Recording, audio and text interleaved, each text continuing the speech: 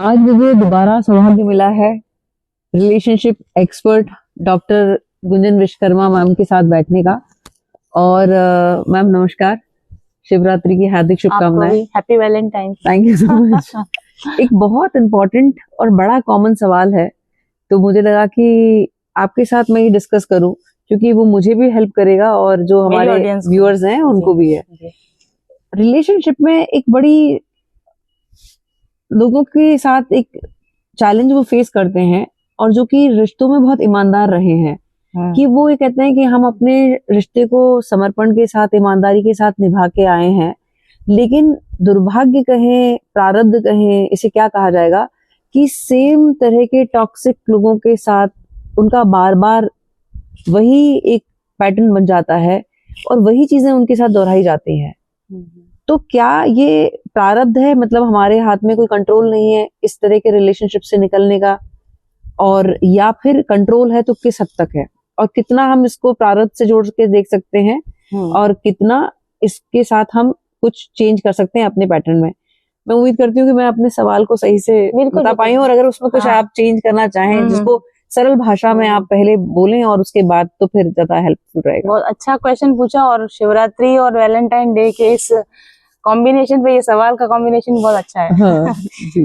देखिए, शिव और पार्वती को हम एक आदर्श कपल की तरह देखते हैं ना, और हम भी अपनी जिंदगी में ऐसा चाहते हैं कि हम शक्ति की तरह बिहेव करें, हमारा अपना एक शिव हो, शिव और शक्ति का मिलन जैसा हुआ है वैसा हमारी भी जिंदगी में शिव शक्ति का मिलन हो। ये तो होता है एक रियल रिलेशनशिप। लेकिन जैसे आपने बोला कि मोस्टली ऐसा होता है कि टॉक्सिक रिलेशनशिप अगर हमारी लाइफ में एक बार आ गया तो उसका रिलेशनशिप पैटर्न वो फॉलो होगा, वो बार बार रिपीट किया जाएगा। और दूसरा आपने जो क्वेश्चन पूछा है कि प्रारब्ध, इसका प्रारब्ध से कोई लेना देना या हमारे हाथ में कंट्रोल है। और तीसरी बात जो मैं आपको कहूंगी, ये रिलेशनशिप में ही नहीं हो रहा है। अगर आप बहुत अच्छे से ध्यान से देखेंगे तो ये सिर्फ रिलेशनशिप में नहीं हो रहा है। पैटर्न अगर आप कहीं भी देखेंगे, हर जगह वो पैटर्न आप देखेंगे। करियर में जो लोग फेलियर्स, तो वो करियर में रिपीटेड तरह के पैटर्न में उनको फेलियर्स मिलेंगे, आप देखिएगा। हेल्थ प्रॉब्लम अगर चैलेंजेस हैं तो वो रिपीटेड पैटर्न उस तरह के हेल्थ चैलेंजेस उसको आएंगे। तो हमारी लाइफ में अगर हम कहीं भी देखेंगे तो पैटर्न सिर्फ रिलेशनशिप में नहीं दिखते हैं। पैटर्न आप अगर स्टडी करना शुरू करेंगे, ध्यान देना शुरू करेंगे, तो लाइफ में हर जगह आपको पैटर्न नजर आएगा। तो जो लोग ये कहते हैं कि पता नहीं भाग्य मेरे साथ नहीं देता है, मैं जो व्यापार करता हूँ अपना ईमानदारी से करता हूँ और उसमें मुझे सफलता नहीं मिलती, तो फिर इसमें भी यही पैटर्न है जो हम प्रारब्ध कह रहे हैं ना। प्रारब्ध और पैटर्न बेसिकली एक ही चीज है। प्रारब्ध बनता ही पैटर्न से है। वाह। प्रारब्ध इस तरह से पैटर्न से बनता है क्योंकि पास्ट लाइफ में भी हम वो पैटर्न कैरी कर रहे थे। हमारे चित्त पे संस्कार पड़ा हुआ है कि हम उस पैटर्न से काम करते हैं। हमारा सोचने का तरीका, हमारा डिसीजन लेने का तरीका, हमारा बिहेव लेने का जो तरीका होता है वो हम पास्ट से कैरी करके आए हैं। अब उसी को हम इस लाइफ में भी चला रहे हैं, वही साइकिल चल रही है। तो आप इसे प्रारब्ध कहेंगे तब भी वही चीज है कि पैटर्न रिपीट कर रहे हैं। और अगर आप अभी की लाइफ से अगर आप देखेंगे तो बचपन से जो आपके एक्सपीरियंसेस होंगे ना, तो बचपन के 4-5 साल के अंदर जो आपके एक्सपीरियंस होते हैं उससे भी आपका एक पैटर्न डेवलप होता है। तो पिछले लाइफ टाइम से भी आप एक पैटर्न कैरी करके लाए, इसी वजह से तो आपको वो लाइफ मिली जो कि मिली। आप किसी पर्टिकुलर मदर फादर के ही घर में क्यों आए, आप किसी पर्टिकुलर फैमिली सेटअप में ही क्यों आए, उनका कुछ पैटर्न था और आपकी सोल का भी वही पैटर्न था, इसलिए आप उस फैमिली में आ गए। अब ऑलरेडी आप सेम पैटर्न कैरी करके लाए और आपको आगे से भी वही पैटर्न मिल रहे हैं, मदर की तरफ से, फादर की तरफ से। पहली चीज तो जब तक सिंक्रोनाइजेशन नहीं हो, आपका पैटर्न और आपके पेरेंट्स का, फैमिली का पैटर्न जब तक मैच नहीं था, आप उस घर में नहीं आ सकते थे। ओके, ठीक है। तो आपके पैटर्न की वजह से आप इस घर में आए, दोनों के पैटर्न मैच हो गए। जैसे आपकी और मेरी वाइब्रेशन सेम नहीं होती तो हम आज यहाँ बैठे हुए नहीं होते, है ना। तो मैं आपके साथ इसीलिए हूँ क्योंकि कहीं ना कहीं मेरी वाइब्रेशन आपसे मैच हो रही है। और अब आगे हम दोनों मिलकर जो अभी बना रहे हैं, जैसे तो ये क्यों ये भी एक पैटर्न है कि पिछली बार भी हमने मिले तो हमने सोचा कि एक पॉडकास्ट शूट करते हैं, इस बार मिले तो फिर थोड़ी देर बाद लगा क्यों टाइम वेस्ट करे, चलो पॉडकास्ट शूट करते हैं। तो एक पैटर्न मैं कैरी करके आई, एक पैटर्न आप कैरी करके आए, पैटर्न सेम थे इसलिए हम मिले, और सेम पैटर्न की वजह से अब जो बन रहा है वो भी एक पैटर्न बन रहा है। तो ये हर चीज के अंदर होता है कि आपका जन्म हुआ है क्योंकि आप पैटर्न कैरी कर रहे थे, क्योंकि आपके माता पिता के और आपके पैटर्न सेम थे। अब दोनों ने मिलकर एक दूसरे को इन्फ्लुएंस किया तो आपके पुराने पैटर्न और ज्यादा गहरे हो गए और आप वही पैटर्न रिपीट करो। Karma is pattern. तो जब तक हम कहेंगे बैड कर्मा है तब तक आपकी लाइफ में कुछ अच्छा नहीं होगा। और साइंस की लैंग्वेज से कहते हैं जब तक पैटर्न नहीं टूटेगा तब तक कुछ अच्छा नहीं होगा। जो दोनों एक ही बात होगी। आप कर्म बंधन को रिजॉल्व कर देंगे तो लाइफ में अच्छी चीजें घटने लग जाएंगी या डिफरेंट चीजें घटने लग जाएंगी। सेकेंडली, पैटर्न तोड़ दीजिए तो लाइफ में डिफरेंट चीजें घटने लग जाएंगी, चाहे वो रिलेशनशिप में है चाहे वो करियर में है। तो जो आपका सवाल है कि प्रारब्ध से है या पैटर्न से, one of the same thing. कैसे टूटेगा? पैटर्न तोड़ दीजिए, कर्मा भी टूट जाएगा, पैटर्न भी टूट जाएगा, एक्सपीरियंसेस भी डिफरेंट हो जाएंगे। तो पैटर्न तोड़ने का मतलब क्या है? रिश्ता तोड़ना? नहीं, पैटर्न अंदर बना हुआ है। कभी भी किसी और इंसान को बदलना या उसको छोड़कर जाने से आपका पैटर्न अंदर थोड़ी बदला है। पैटर्न क्या चीज का है? पैटर्न साइकोलॉजिकल पैटर्न है, न्यूरोलॉजिकल पैटर्न है। हमारे तंत्रिका तंत्र के अंदर इस तरीके के न्यूरॉन्स का पैटर्न बना हुआ है कि वो सेम तरीके से बिहेव कर रहा है। सारा कुछ जो घट रहा है वो अंदर घट रहा है, रिफ्लेक्ट बैक बाहर हो रहा है, और इसलिए वो रिश्ता हमको उसी तरह के एक्सपीरियंसेस दे रहा है। आप अंदर पैटर्न बदलेंगे तो दो बातें होंगी। जो रिलेशन टॉक्सिक है, जो आपके लिए फेवरेबल नहीं है, आपने अपना पैटर्न बदल लिया कि आप टॉक्सिक रिलेशन के साथ में नहीं चल सकते, आपने अपना पैटर्न बदला तो वो रिलेशन को आप तोड़ दोगे, वन थिंग। और या फिर सामने वाले व्यक्ति को पता चलेगा कि इसके साथ अब ये टॉक्सिक बिहेवियर मेरा नहीं चलेगा, तो मुझे बदलना पड़ेगा, नहीं तो ये चली जाएगी या चला जाएगा, तो वो बदल जाएगा।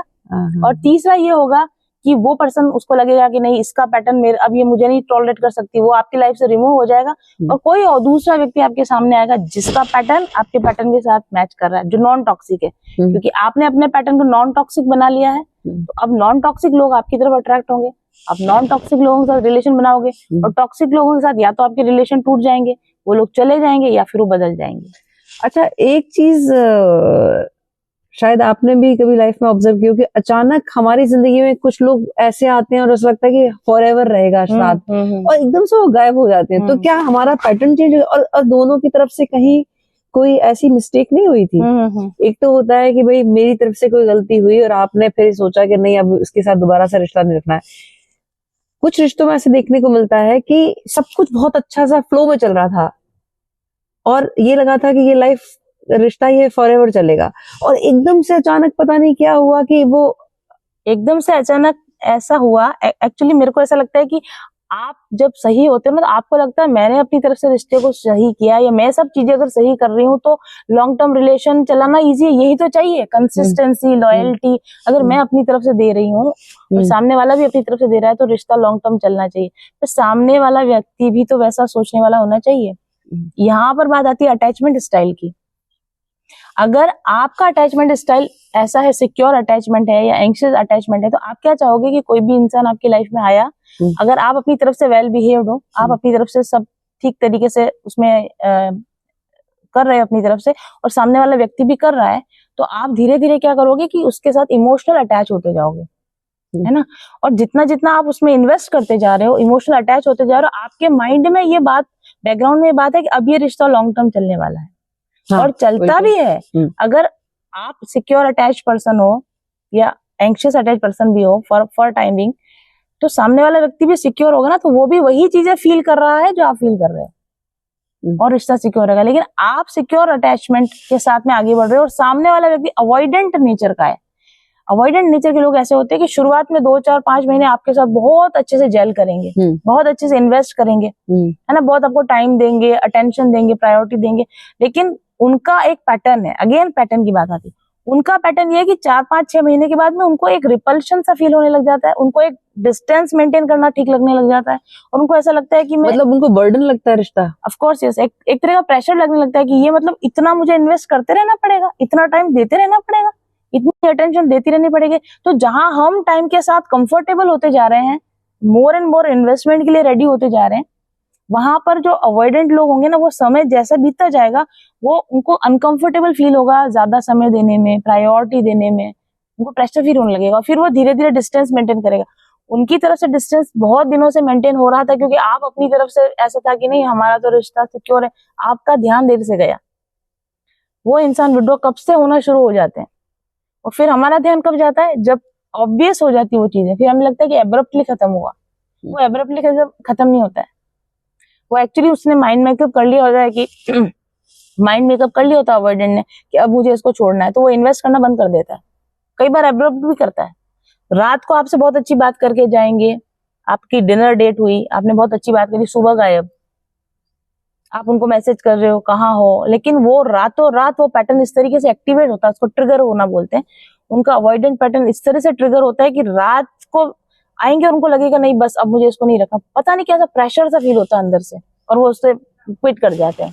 आप ना बहुत सारे टर्म्स यूज कर रहे हो, तो अब मैंने तो थोड़ा बहुत पढ़ा है इसके बारे में, तो इसलिए मैं थोड़ा बहुत उसको समझ पा रही हूँ। लेकिन हमारे जो व्यूअर्स हैं, जो मेरी ही तरह एक ऐसे बैकग्राउंड से हैं कि जिनके लिए सिर्फ ये है कि भाई मैंने अपने रिश्ते को ईमानदारी से निभाया और वो सामने वाले ने कदर नहीं करी, हम तो सिर्फ ये जानते हैं कि उसने कदर नहीं करी, हमारी उस इमोशन की वैल्यू नहीं करी।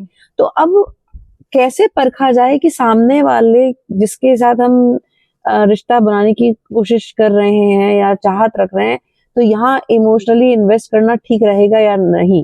राइट। देखिए, एक तो आपने जब बात बोली ना कि या फिर ये जो सारी टर्म्स हैं आप उसको थोड़ा कुछ सरल भाषा में जो एक आम इंसान को के तरह से हो पाए। राइट। एक तो आपने जो बात बोली ना कि ये मेरा कदर नहीं कर रहा है, तो हम लोग ऑब्वियस सी बात है कि कोई हम जाके साइंस चेक नहीं करते हैं। हाँ। हम तो केवल सिम्टम्स ही देखेंगे, साइंस ही देखेंगे। हाँ। देखो, यहाँ पे बात आती है अवेयरनेस की। कोई भी काम, चाहे रिश्ते में हो, काम में हो, कहीं भी, आप किसी चीज की बेसिक नॉलेज, बेसिक अवेयरनेस के साथ अगर आप काम करना शुरू नहीं करेंगे तो फेलियर के चांसेस ज्यादा रहेंगे। तो आप अगर रिलेशनशिप रखना चाह रहे हो, कहीं पे लव रिलेशन में जाना चाह रहे हो और आपको उसकी बेसिक अवेयरनेस नहीं है कि इसको कैसे फ्लो में जाएगा, नेक्स्ट स्टेप इसका क्या होगा, नेक्स्ट, जब तक प्रॉपर रेसिपी आपको नहीं पता होगी ना तो प्रॉपर डिश नहीं बनेगी, सूजी का हलवा बन जाएगा फिर वो जैसा रात को बना था। तो बात ये नहीं है कि हमें लेमन को पता नहीं, अगर आपको नहीं पता, ये आपके दुख की वजह है। जिस चीज की आपको नॉलेज नहीं है ना, वही तो दुख दे रहा है कि आप ये कह रहे हैं कि मुझे इतना नहीं पता है, मेरे को तो सब फील होता है। नहीं, अगर आपको ऐसा लगता है कि मुझे किसी चीज को प्रॉपर तरीके से करना है अपनी लाइफ में, चाहे वो लव को ही मेंटेन करना है, उसकी बेसिक टर्मिनोलॉजी, उसके पीछे का बेसिक साइंस क्या है, उसके पीछे बेसिक ह्यूमन साइकोलॉजी क्या है, जब तक हम ये नहीं जानेंगे ना तो लाइफ में फेल होते रहेंगे। तो इस हिसाब से आप क्या कहती हैं दर्शकों को, या फिर मेरे लिए भी, क्या आप कुछ ऐसी बुक्स हैं जो रीड करनी चाहिए जिससे हमें एक ह्यूमन साइकोलॉजी समझ में आए? तो हम ये जो कितनी एनर्जी लगाते हैं, अपने चीजों को एक्सप्लेन करते हैं, लंबे लंबे मैसेज कर सकते हैं, तो हम उस एनर्जी को ड्रेन होने से बचा सकते हैं। कुछ इस तरह की कुछ बुक्स हैं, ये नॉलेज सारी बुक्स है, men are from Mars, women are from Venus, इस तरह की बहुत सी बुक्स। और आजकल यूट्यूब इतनी अच्छी है, आपके पास टेक्नोलॉजी है, आप ना सिर्फ उसमें डालिए ना कि रिलेशनशिप में कैसे मुझे क्या एक्सपेक्ट करना चाहिए, what are true kind of relation, what are good relation, what are bad relation, थोड़ा नॉलेज। देखो, कोई भी चीज की अगर नॉलेज नहीं है तो फेलियर होना ही है ना। इसमें रिलेशन है, आप कोई एग्जाम क्लास पास करना चाहते हो, पढ़ाई करके नहीं जाओगे, फेल हो जाओगे। तो आप रिलेशनशिप में फेल हो रहे हो, इसका इंडिकेशन क्या है? You don't know how to behave in relationship. तो ये बात नहीं है, हम इसको लेमन की लैंग्वेज में अगर हम बात करेंगे तो फेल होना तय है। जिस चीज की आपको नॉलेज नहीं, उसमें आपका फेल होना तय है। तो अगर आप पूछ रहे हैं कि हम कैसे पता करें, रिपीटेडली अगर आपको किसी चीज में फेलियर्स आ रहे हैं तो सीधी बात है कि इस चीज में कुछ ऐसा है जो जानने जैसा है, जो आप नहीं जानते। तो अवेयरनेस लेकर आ जाइए जहां भी। अच्छा, ये लाइफ में हर जगह है, हेल्थ में, करियर में, रिलेशन में, पर्सनल लाइफ में, वर्क प्लेस पर। आपको सिर्फ एक बात का अवेयरनेस रखना है कि क्या मैं यहाँ सेटिस्फाई फील कर रहा हूँ, क्या मैं यहाँ हैप्पी फील कर रहा हूँ, या क्या यहाँ मेरी नीड्स पूरी हो रही हैं। पर रिलेशनशिप में कई लोग ऐसे भी तो मैंने देखे हैं कि ऐसा लगता है कि वो खुद से खाली है। कई ऐसे होते हैं कि जिनको कितना भी आप कर दो, कितना भी दे दो, वो खुश नहीं होते और उनकी एक्सपेक्टेशंस बहुत हाई रहती हैं। तब ऐसे में कौन तो देखो, इसका मतलब ये है कि आपको ये समझ में आ रहा है कि मैं इस पर्सन में इन्वेस्ट किए जा रहा हूँ, हाँ। इसकी नीड्स पूरी नहीं हो रही और ये तो मेरी नीड्स पूरी कर ही नहीं रहा, तो ये एक बहुत बड़ा साइन हुआ ना।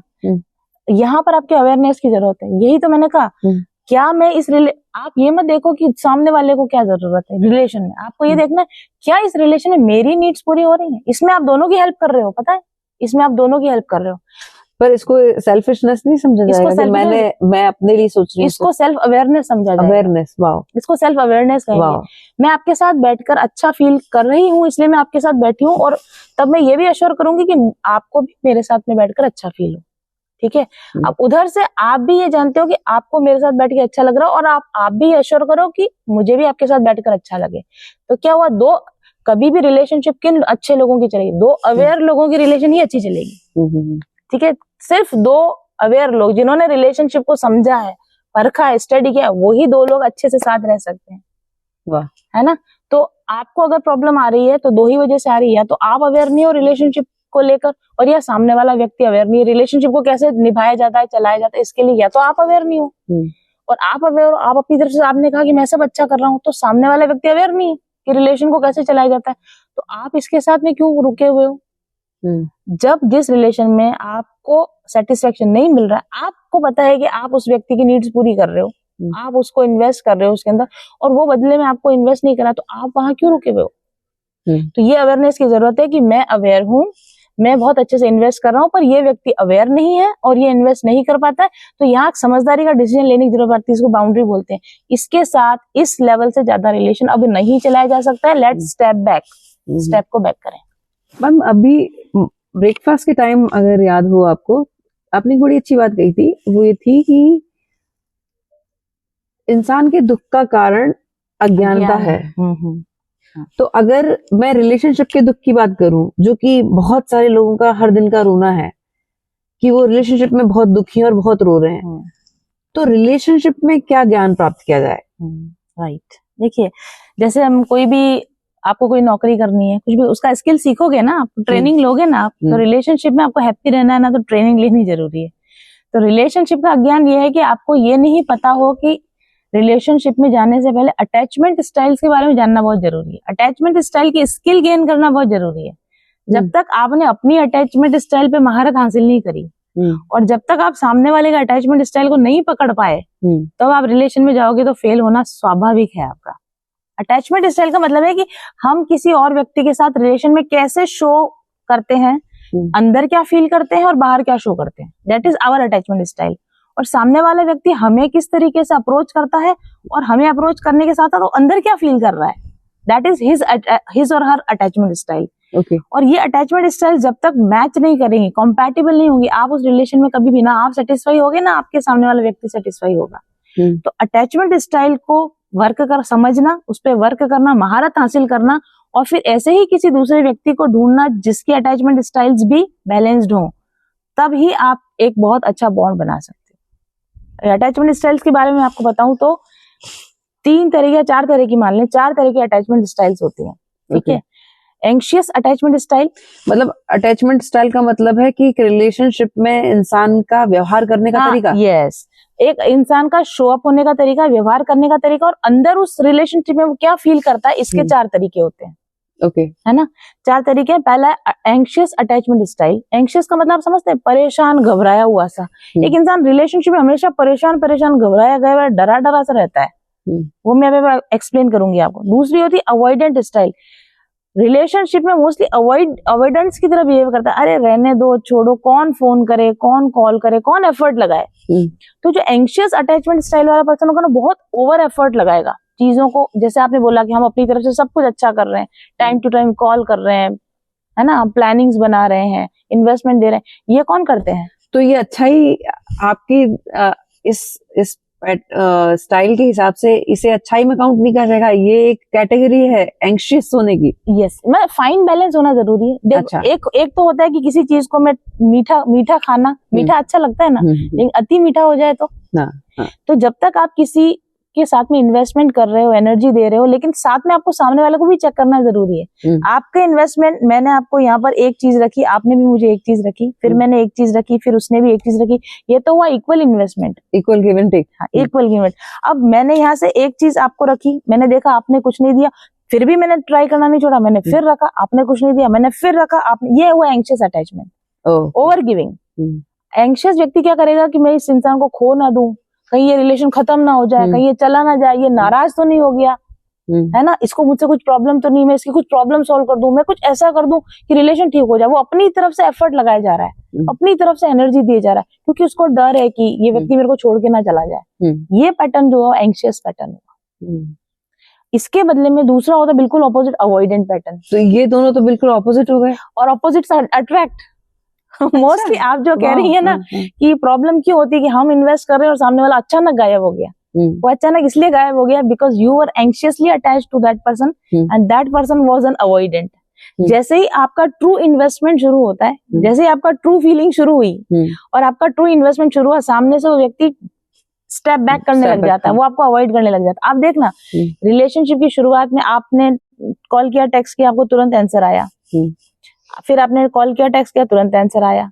तीसरे चौथे दिन के बाद या 2-3 महीने समझ लो, depends on the time period की कैसा इंसान है, आपने कॉल किया, रिप्लाई नहीं आया, कॉल बैक नहीं आया, आपको ये यहीं पर ग्रीन, ये रेड फ्लैग था, आपको समझना था, लेकिन आप एंग्शियस अटैच हो, आपने उसको बोला अरे बिजी होगा कहीं, आपने एक्सक्यूज बना दिया, उस व्यक्ति के लिए एक्सक्यूज आपने बना दिया, और ये एक तरह से नुकसान खुद का ही है, आप ही का नुकसान है, आपका इन्वेस्टमेंट गया। जैसे ये तो ये वाली बात हो गई कि आपने पैसा खर्च किया, सामने से कुछ नहीं आया, तो पैसा डूबा ना आपका। एनर्जी पैसा सब एक ही तो, लव मनी पैसा एनर्जी, एवरीथिंग इज एनर्जी।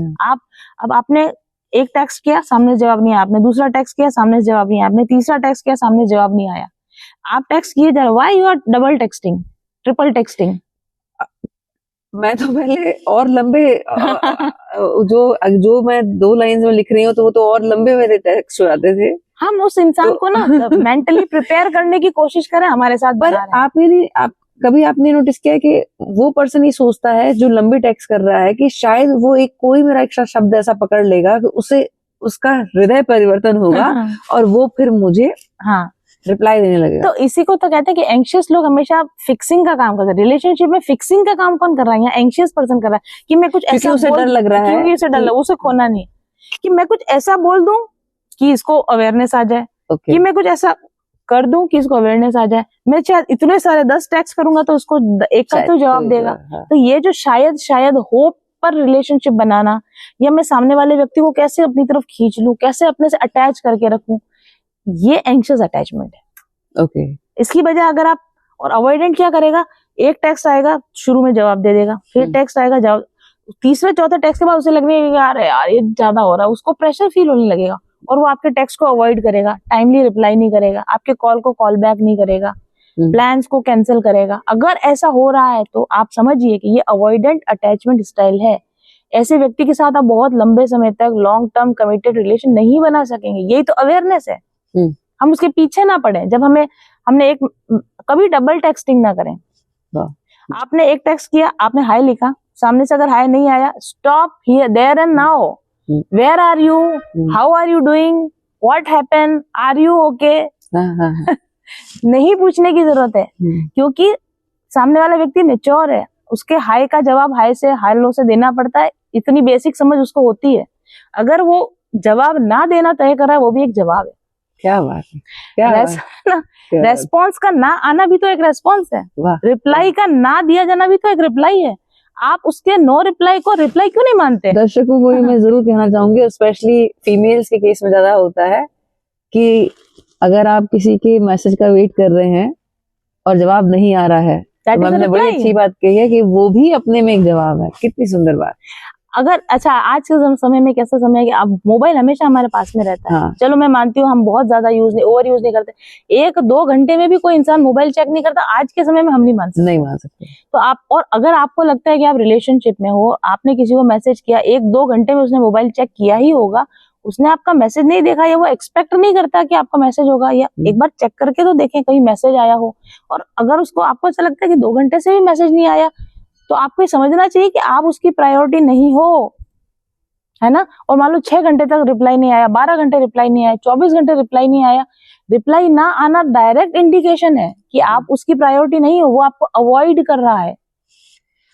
आपको नहीं लगता कि ये एक सिलेबस की तरह होना चाहिए? और शायद मुझे लगता है कि जन्म पत्री मिलने से पहले ये जरूरी है कि ये पैटर्न चेंज, ये अटैचमेंट स्टाइल्स का चेक करना बहुत जरूरी है। तभी तो डेटिंग, जो आजकल जो डेटिंग वगैरह हो रही है, लेकिन प्रॉब्लम ये है ना, डेटिंग में आप घुस रहे हो, आप उस चीज में घुस रहे हो जिसकी आपको नॉलेज नहीं है। सारे रिलेशनशिप की प्रॉब्लम ही है कि आप इसको पढ़कर क्यों नहीं जा रहे, आप एग्जाम में बैठ रहे हो, पढ़ाई करके नहीं जा रहे, तो फेल होना निश्चित है। फिर उम्मीद कर रहे हो कि आप टॉप करोगे, तो वो तो होगा नहीं। वो तो फिर देखिए, आज के समय में ऐसा है कि 24 घंटे में कोई इंसान अगर एक बार भी आपको बात नहीं कर रहा है, आपसे अटैच नहीं हो रहा है, और वो भी ऐसा नहीं कि मतलब कि एक डाक डाल के जाने जैसा आए, पोस्टमैन की तरह आए और डाक डाल के, ऐसा नहीं, 24 घंटे में भी अगर एक इंसान आपके साथ एक बार ट्रूली कनेक्ट नहीं हो पा रहा है, एक कोई मीनिंगफुल कॉन्वर्सेशन आप दोनों के बीच में नहीं हो पा रही है, और आपको ऐसा लगता है कि मुझे प्रायोरिटी नहीं मिल रही है, 24 घंटे में भी एक बार नहीं मिल रही है, ये एक निश्चित साइन है कि सामने वाला पर्सन एक अवॉइडेंट है।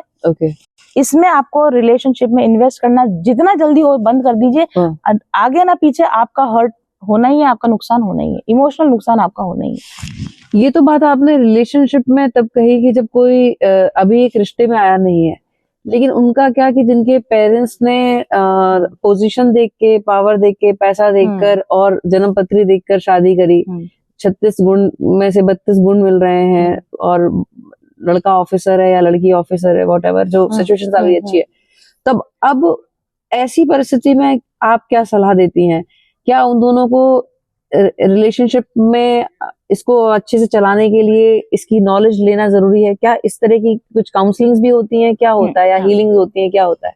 देखिए, ये दो जो तरह की मैंने आपको भाई सीधी चीज है, अब तो हमारा एक गठबंधन हो गया, अब हम शादी हो चुकी, अभी एक रिलेशनशिप में है कि इनिशियल स्टेज है, तो चलो उसमें ठीक है भाई, तुम तुम्हारे रास्ते में मेरे। अब समाज को और परिवार को और सबको साक्षी मान के हमने उस रिश्ते में बन गए, अब क्या किया जाए ऐसे में? देखिए, जो यहाँ पर बात आती है सिक्योर अटैचमेंट स्टाइल, क्योंकि अभी हमारी पढ़ाई पूरी नहीं, कोई फर्क नहीं पड़ता कि आप रिलेशन में हो या नहीं हो। अगर आप नहीं हो तो बहुत अच्छा है कि आप जाने से पहले पढ़ाई पूरी कर लो। वाह। और अगर आप फंस गए ऐसे रिलेशन में, तब भी आपको समझ में आना चाहिए कि there is something which I don't know, तो वहां भी अवेयरनेस लाने की कोशिश करें। तीसरा जो मैं आपको बता रही थी, 4 तरह के अटैचमेंट स्टाइल है, इसमें तीसरा होता है डिसऑर्गेनाइज। मोस्टली जो मैरिज कपल्स होते हैं ना, जो बंधे हुए हैं, फंसे हुए हैं, वो निकल नहीं सकते, वहां पर मोस्टली डिसऑर्गेनाइज अटैचमेंट होता है। देखिए, ऐसे में क्या होता है कि कोई भी बंदा टाइमलेस हमेशा के लिए एंशियस नहीं हो सकता, पीछे ही पड़े नहीं रह सकता, क्योंकि शादी है। और कोई भी बंदा, क्योंकि वो मैरिज में, वो हमेशा अवॉइड नहीं कर सकता। तो ऐसे में जो पैटर्न सामने निकल कर आता वो होता है डिसऑर्गेनाइज अटैचमेंट। डिसऑर्गेनाइज अटैचमेंट कभी तो एंशियस रहेगा और कभी अवॉइड करेगा। आपने देखा हस्बैंड वाइफ के बीच में ये कि कई बार वाइफ ज्यादा एंशियस हो जाती है तो हस्बैंड थोड़ा अवॉइड करते हैं, और जब वाइफ अवॉइड करने लग जाती है तो हस्बैंड एंशियस हो जाते हैं। जो हस्बैंड लगातार इग्नोर करते जा रहा है, अगर वाइफ इग्नोर करना शुरू करती है तो तुरंत उसका बिहेवियर चेंज हो जाता है कि ये मुझे इग्नोर क्यों कर रही है। This is again a disorganise attachment, जहां पर दो लोग इस तरीके से जुड़ गए हैं कि दोनों ही एंशियस भी हैं और दोनों ही अवॉइडेंट भी है। तो इस कंडीशन में क्या होता है कि खींचतान चल रही है, कभी ये इसके पीछे जाता है तो ये बैक लेता है, कभी ये इसके पीछे जाता है तो ये बैक लेता है। तो चाहे किसी भी तरह का रिलेशन हो, चाहे आप एंशियस अवॉइडेंट पैटर्न में हो या आप डिसऑर्गेनाइज पैटर्न में हो, बात ये है कि हमें ये समझना है कि हमें अपने अंदर सिक्योरिटी लेकर आनी है, हमें अपने अटैचमेंट पैटर्न को ठीक करना है, तो सिक्योर अटैचमेंट में आना है। सिक्योर अटैचमेंट में आने के लिए क्या तरीका होता है? नर्वस सिस्टम को रेगुलेट करना पड़ता है, क्योंकि हमारा एंशियस पैटर्न क्या कहता है कि जैसे जवाब नहीं आया तो तुरंत गुस्सा करें। जैसे हस्बैंड आप कह रहे हैं कि शादी में हस्बैंड इग्नोर कर रहा है, हस्बैंड रिप्लाई नहीं कर रहा है, तो लेडीज क्या करती है? मोस्टली गुस्सा करती है ना, अपना सारा फ्रस्ट्रेशन निकालती है, गुस्सा करती है, ये सब करती है। वो क्यों कर रही है? कोस रही होती है या इधर उधर जाके परेशान हो रही है, शिकायतें कर रही है, फ्रेंड्स के पास शिकायतें कर रही है, इस तरह से हरकतें करती है। ये सारा क्यों हो रहा है? क्योंकि अंदर से एंशियस है, अंदर से बेचैन है। तो इस बेचैनी को ठीक करना पड़ेगा।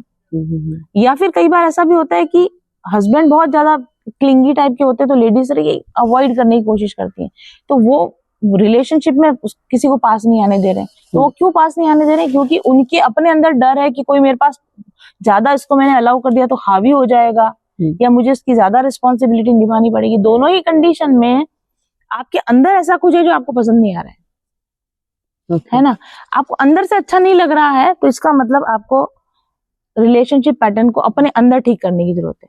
तो उसके लिए आप चाहे मैरिड हैं या अनमैरिड हैं, मेडिटेशन करना, नर्वस सिस्टम रेगुलेशन की एक्चुअल एक्सरसाइजेस यूट्यूब पे अवेलेबल है। You can go and do किस नाम से आप इसको डालिए? Nervous system regulation exercises.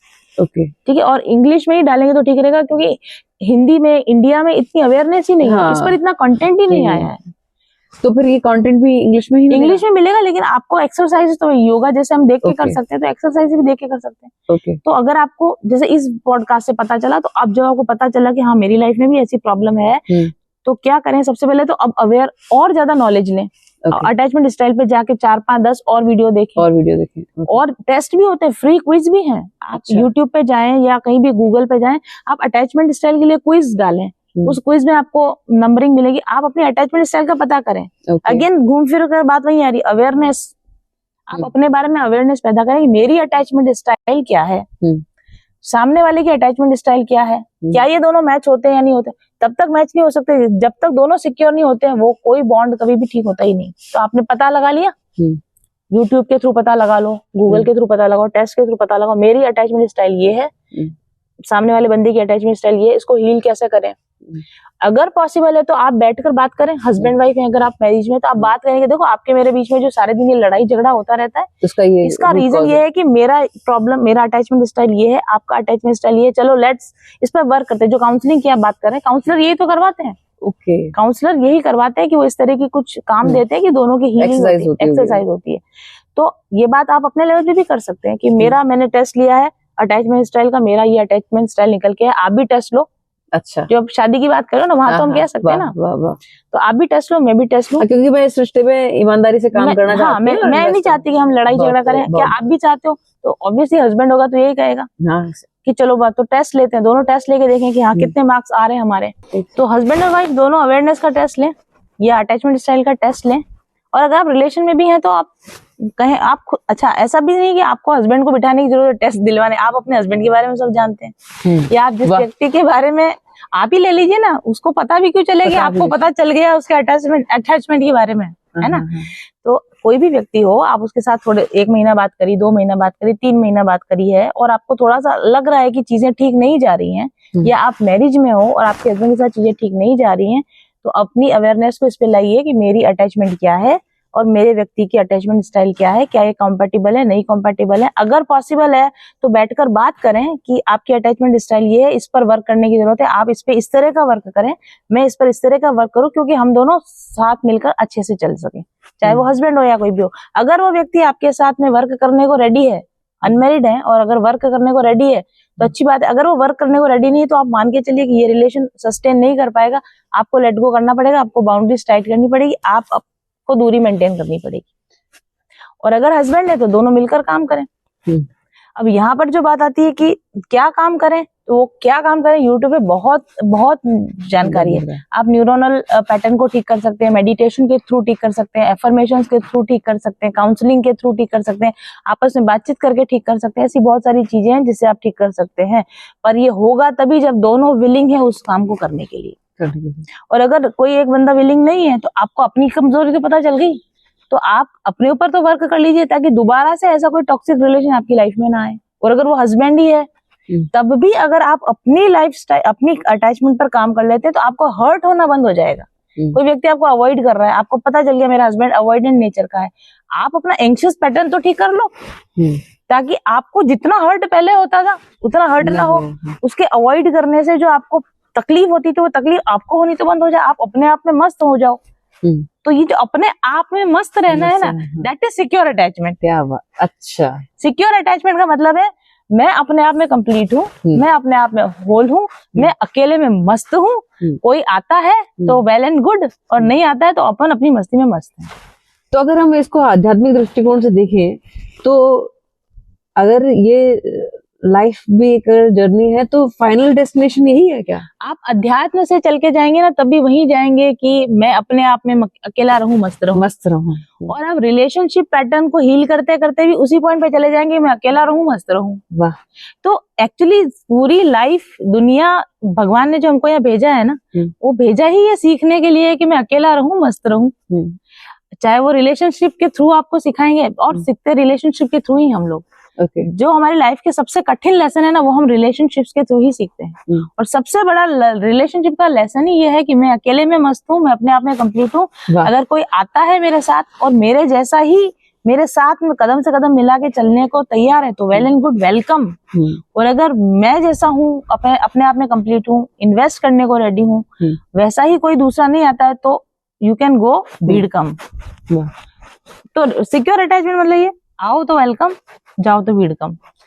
अब अगर हम इस पॉडकास्ट को समअप करें तो फिर आप कुछ की पॉइंट्स दें जो हमारे लिए डेली बेसिस पे हमें रोजमर्रा की जिंदगी में अपने रिश्तों को हम कैसे बेहतर कर सकते हैं और क्या। सबसे पहली बात अपने को, चाहे वो आप लव रिलेशन में हो या और किसी भी तरह के रिलेशन में, सबसे पहले आप अपनी तरफ से जेन्युइन रहें, ईमानदार रहें, लॉयल रहने की कोशिश करें। आप कम से कम वो हरकतें ना करें जो आप दूसरे से नहीं चाहते कि वो आपके साथ करें। तो एटलीस्ट पहले आप अपने आप को चेक करें कि क्या मैं ठीक हूँ as a partner, as a love partner और एज ए कोई भी पार्टनर हो सकता है, मैं वो एथिक्स फॉलो कर रहा हूँ या नहीं कर रहा हूँ, जो मैं सामने वाले से एक्सपेक्ट कर रहा हूँ, क्या मैं उस पर खरा हूँ। आप सामने वाले से चाहते हो कि टाइम टू टाइम टेक्स्ट करे, टाइम टू टाइम कॉल करे, टाइम टू टाइम इन्वेस्ट करे, लॉयल रहे, तो सबसे पहले तो आप अपने आप को ठीक करें कि मैं ये हूँ। अब आप कॉन्फिडेंट है कि मैं अपनी जगह पे बिल्कुल ठीक हूँ, अब वही चीज आप दूसरे लोगों के साथ में डिमांड कर सकते हैं। और जब वो लोग उस चीज को डिमांड पूरी हो रही है तब तो रिलेशन चलेगा, और अगर वो डिमांड पूरी नहीं हो रही है तो आप धीरे से अपने आप को उसमें से अलग कर लीजिए। पर धीरे से अलग आप तभी कर पाएंगे, एंग्शियस तभी नहीं होंगे, चिंता तभी नहीं करेंगे जब आप अंदर से सिक्योर हैं। तो जब भी आप किसी दूसरे व्यक्ति के साथ रिलेशन में जा रहे हैं ना, तो एक तो ये चेक करिए कि क्या वो इंसान आपके अंदर इन्वेस्ट करने के लिए उतना सिक्योर अटैच्ड है या नहीं है। और दूसरा, आप अपने अटैचमेंट स्टाइल में लगातार वर्क करते रहिए। It is a long work, एक दिन में नहीं होगा। तो आप अपने अटैचमेंट को, अपने आप को अंदर से सिक्योर बनाने का काम करते रहिए और लगातार दूसरों के अंदर ये टेस्ट करते रहिए कि इनमें से कौन सा ऐसा है जो सिक्योरली मेरे साथ आगे चल सकता है। तो ऐसे 2-5 ही लोग मिलेंगे, ज्यादा जिंदगी में 2 लोग नहीं मिलेंगे, और जरूरी नहीं कि जब आप चाहो तभी मिल जाए, लेकिन आपकी सर्च जारी रखिए। अगर कोई ऐसे लोग आपको मिलते हैं उनको रख लीजिए, और जो ऐसे नहीं मिल रहे हैं उनको छटनी कर दीजिए, उनके पीछे मत पड़िए कि मैं इसको सुधार दूंगी, इसको हील कर दूंगी। कहते हैं सार सार को गही रहे थोथा दे उड़ाए। तो इस गेहूं की छलनी करते रहिए, जो आपके जैसा सिक्योर होगा उसको रख लीजिए, और जो सिक्योर नहीं है, एंग्शियस है, अवॉइडेंट है, let them go, let them go. वाह, बहुत अच्छा। इसी पर मुझे एक बड़ा अच्छा शेर याद आया है, और वो सिक्योर अटैचमेंट वालों के लिए है कि जब हम खुद अवेयरनेस से जुड़ जाते हैं, अपनी हीलिंग कर लेते हैं, अपना कोशिश ये रहती है कि दूसरे को नहीं बदलना है, खुद को बदलना है, और किसी और को भी खुश कर पाऊं, प्रसन्न कर पाऊं, इसलिए नहीं बदलना है। मैं भगवान को खुश कर पाऊं इसलिए मुझे बदलना है, अपना बेस्ट वर्जन बनना है।